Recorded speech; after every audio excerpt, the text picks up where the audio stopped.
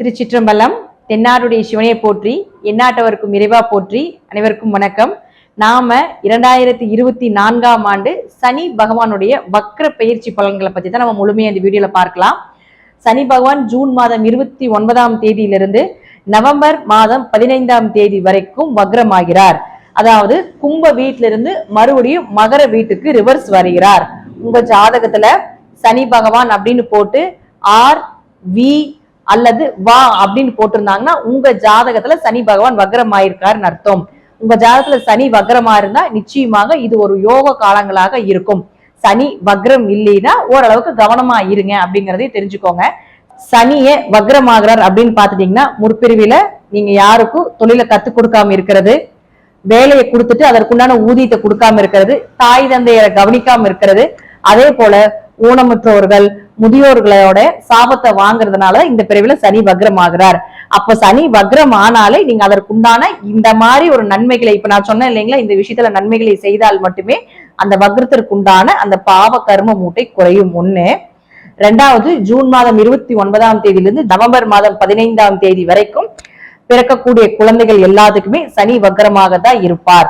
அதனால நீங்க ஆரம்பத்திலே வழிபாடுகள் மூலமாக நீங்க கண்டிப்பாக செயல்படுத்திக் கொள்ளுங்கள். சனி பகவான் அப்படின்னாலே தேவாதி தேவர்கள் 33 கோடி தேவர்களும் பயந்து அஞ்சி நடுங்குவாங்க.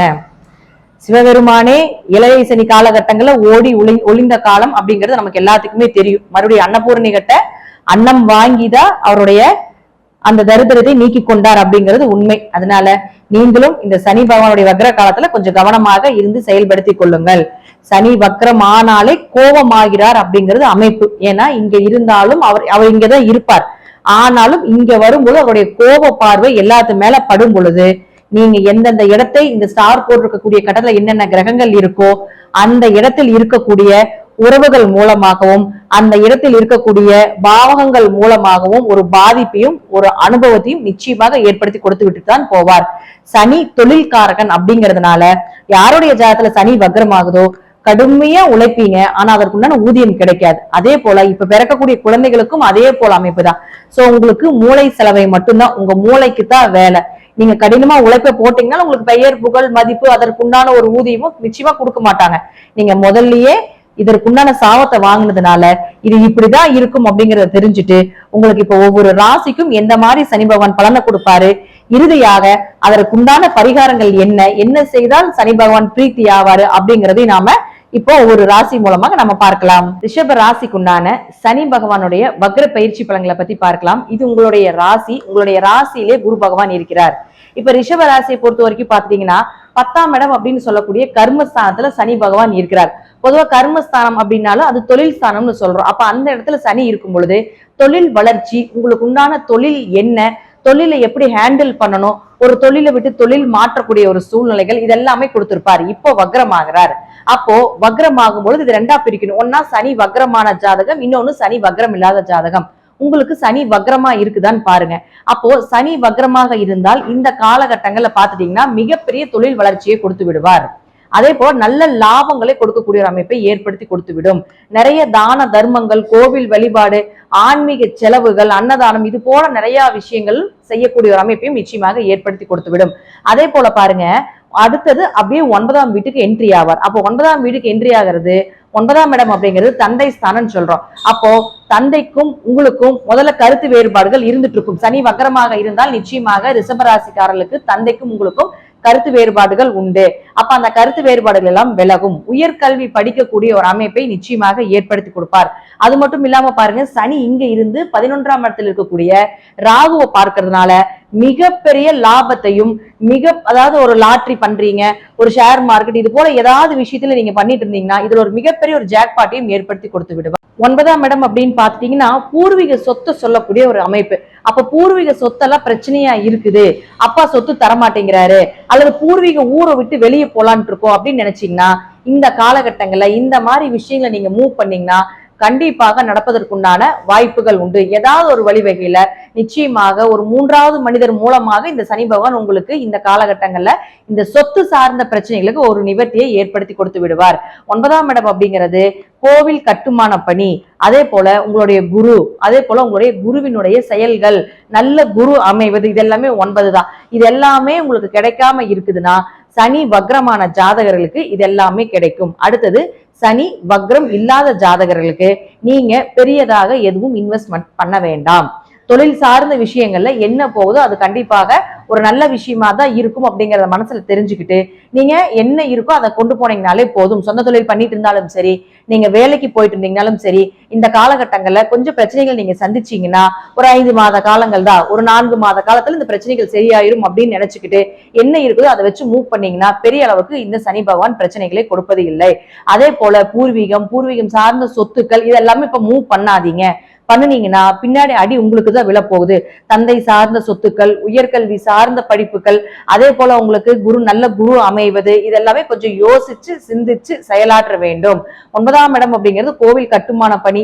இதற்கெல்லாம் நீங்க உதவி செய்யும் பொழுது இந்த சனி பகவானுடைய வக்ரத்தில் இருக்கக்கூடிய ஒரு பார்வை உங்களுக்கு குறைந்து நல்ல பலனாக கிடைக்கும் அப்படிங்கிறதுல மாற்றம் இல்லை. அடுத்தது பாருங்க, சனி பகவான் இங்கதான் இருப்பார். இந்த 2 இடத்தில் இருந்தாலும் கூட சனி வக்ரமான ஜாதகர்களுக்கும் வக்ரம் ஆகாத ஜாதகர்களுக்கும் சனி இந்த ஸ்டார் போட்டிருக்கக்கூடிய கட்டத்தில் எந்த கிரகங்கள் இருந்தாலும் அதனுடைய பாதிப்பையும் அதனுடைய நன்மைகளையும் நிச்சயமாக கொடுப்பார். ஒரு பாதிப்புக்கு அப்புறம் தான் சனி பகவான் நன்மை, ஒரு அனுபவத்துக்கு அப்புறம் தான் ஒரு யோகத்தை கொடுக்கக்கூடிய தன்மை இந்த சனி பகவானுக்கு உண்டு. இப்ப பொதுவா இந்த கட்டத்தை பார்க்கறதுனால அதற்கு உண்டான பலன் என்னன்னு நான் சொல்றேன். இப்ப பாருங்க, ரிஷபராசிக்கு உங்களுக்கு 3ஆம் இடத்தை பார்க்கிறார். அப்போ சகோதரர்களுக்கும் உங்களுக்கும் ஒரு ஒற்றுமை குறைவு, தைரியம் கொஞ்சம் குறையிறது. அதே போல 4ஆம் இடத்தை பார்க்கறதுனால வீடு மனை சொத்து சுகங்கள் சார்ந்த பிரச்சனைகளை கொடுக்கறது, கொஞ்சம் ஆரோக்கியத்துல கொஞ்சம் பிரச்சனைகள் கொடுக்கறது, அம்மாக்கு ஏதாவது உடல்நிலையில பிரச்சனை கொடுக்கறது, இதெல்லாமே வரும். அதே போல ரிஷபராசிக்கு அடுத்தது பாருங்க 7ஆம் இடத்தை பார்க்கிறார். அப்ப 7ஆம் இடம்னா கணவன் மனைவிக்குள்ள கொஞ்சம் கருத்து வேறுபாடுகளை கொடுக்கறது, பார்ட்னருக்குள்ள தொழில் பண்ணிட்டு இருந்தீங்கன்னா அதுல ஏதாவது ஒரு பிரச்சனைகளை கொடுப்பது, வியாபாரம் சார்ந்த விஷயங்கள் கொஞ்சம் தள்ளி போறது, கொஞ்சம் பண வரவை குறைச்சு கொடுப்பது, இதெல்லாமே கொடுப்பாரு. அடுத்தது பாருங்க, சனி பகவான் உங்களுடைய ராசிக்கு 9, 10 அதற்குண்டான பலனை சொல்லிட்டேன். அடுத்தது 11ஆம் இடத்தை பார்க்கிறார். சனி 11 பார்க்கும் பொழுது அங்க ராகு இருக்கிறதுனால கொஞ்சம் இது அதிகப்படுத்தி கொடுப்பதற்குண்டான வாய்ப்பையும் கொடுப்பார். அடுத்து 12ஆம் இடத்தையும் தொடர்பு கொள்கிறார். அப்போ கொஞ்சம் விரைய செலவுகளும் கொஞ்சம் மருத்துவ செலவுகளும் வெளிநாடு போயிட்டு வர்றதுக்குண்டான ஒரு சின்ன சின்ன தடை தாமதத்தையும் நிச்சயமாக இந்த சனி பயிற்சி மூலமாக இந்த ரிஷபராசிக்காரர்களுக்கு ஏற்படும் அப்படிங்கிறதுல மாற்று கருத்தே இல்லை. இப்போ அதற்கு என்ன பரிகாரம் பண்ணலாம் அப்படிங்கறதையும் நம்ம பார்க்கலாம். திருநள்ளாறு சென்று வருவது, குச்சனூர் சனி பகவானை வழிபாடு செய்வது, ஊனமுற்றோர்களுக்கு உதவி செய்வது, சனி பகவான் அப்படின்னா வயதானவர்கள் சொல்றோம், வயதானவர்களுக்கு உதவி செய்வது, அதே போல தாய் தந்தையருக்கு காலத்துல அவங்களுக்கு உதவியா இருப்பது, இது போல செயல்களை செய்யும் பொழுது சனி பகவானுடைய தாக்கங்கள் குறையும். அதே போல சிவன் கோவிலுக்கு போனீங்கன்னா கண்டிப்பாக கால பைரவருக்கு வழிபாடு செய்வது, அதே போல சனி பகவானுக்கு வழிபாடு செய்யக்கூடிய ஒரு சூழ்நிலைகள் இதெல்லாமே நீங்க ஏற்படுத்திக் கொள்ளுங்க. அதிகமா சிவன் கோயிலுக்கு இந்த காலகட்டங்களில் போகும் பொழுது சனி பகவானுடைய பாதிப்பு நிச்சயமாக குறைக்கப்படும். அன்னதானம் செய்வது, அஷ்டமி வழிபாடு செய்வது, அன்னதானத்தின் மூலமாக பல பிறவிகளினுடைய கர்ம மூட்டைகள் குறையும் அப்படிங்கிறது நம்ம சாஸ்திரத்துல இருக்கு. அப்போ உங்களால முடிஞ்ச ஒருத்தருக்காவது சனிக்கிழமை தோறும் அன்னதானம் செய்வது, இதெல்லாமே நீங்க பாத்துக்கோங்க. ஏன்னா சனிக்கிழமை எல்லாருமே சனிக்கிழமையே போய் அன்னதானம் பண்றாங்க. அதனால முடிந்த அளவுக்கு இல்லாதவங்களுக்கு செய்யுங்க.